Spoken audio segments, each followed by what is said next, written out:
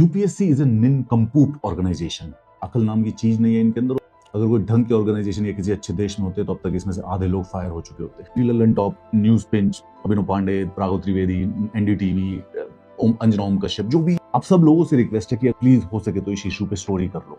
UPSC का civil services का form भरने का जो प्रोसेस है वो इतना ज्यादा हरासमेंट भरा हुआ है कि सारे के सारे बच्चे परेशान हैं।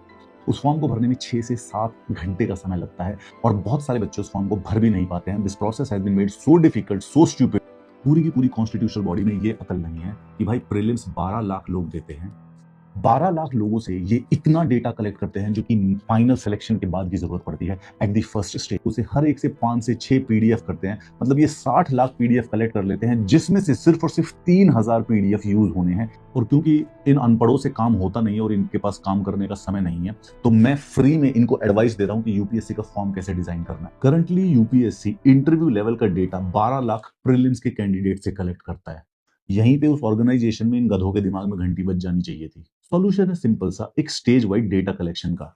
अलग अलग 3 डिस्टिंक्ट स्टेज वाइज। जो 12 लाख प्रीलिम्स के बच्चे हैं उनसे सिर्फ और सिर्फ क्विक रजिस्ट्रेशन वाला डेटा कलेक्ट किया करो। वो वैसे भी सिर्फ और सिर्फ स्क्रीनिंग के लिए वो एग्जाम यूज हो रहा है।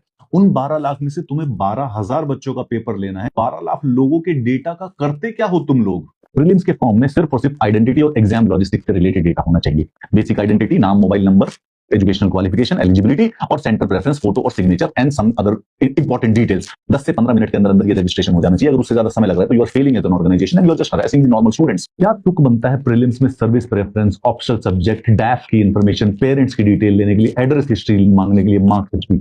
इस बात का तुक क्या है? पूरे देश में से सिर्फ और सिर्फ 1000 बच्चे सेलेक्ट होने हैं और तुम 12 लाख लोगों से ऑर्डर प्रेफरेंस मांगने लग रहे हो। मींस ये 12,000 बच्चे हैं, इनसे मांगो डिटेल्ड पर्सनल एजुकेशनल क्वालिफिकेशन की, इनसे मांगो सारे के सारे सर्टिफिकेट, एम्प्लॉयमेंट की और एग्जाम स्पेसिफिक इंफॉर्मेशन, जो कि प्रीलिम्स के 1 हफ्ते के बाद ले सकते हो तुम चाहो तो। फाइनली जो इंटरव्यू में जो 3000 बच्चे जाते हैं इनके ऊपर फोकस करो।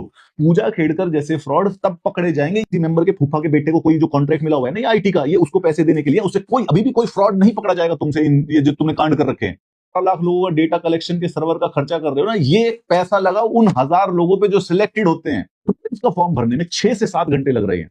कोई क्लैरिटी नहीं है, एरर हो जाती है, कोई स्टूडेंट फ्रेंडली उसके अंदर कोई आंसर नहीं दे रखे हैं। There is no clear instruction कि वो फॉर्म भरा कैसे जाए। तो अकल के अंधो, प्रीलिम्स में 12 लाख बच्चों से सिर्फ आइडेंटिटी और एलिजिबिलिटी की डिटेल मंगवाओ फॉर्म के अंदर, basic personal information, centre, photo, signature. उसके बाद मेंस के डैफ में भरवाओ फुल एलिजिबिलिटी वेरिफिकेशन का डेटा, और फाइनली फिर इंटरव्यू के डैफ में भरवाओ सब कुछ, जो जितनी इंफॉर्मेशन तुमको चाहिए उतनी, जिसका काम है तुमको। डिटेल वीडियो बना के यूट्यूब पे डाल रहा हूं, जाके देख।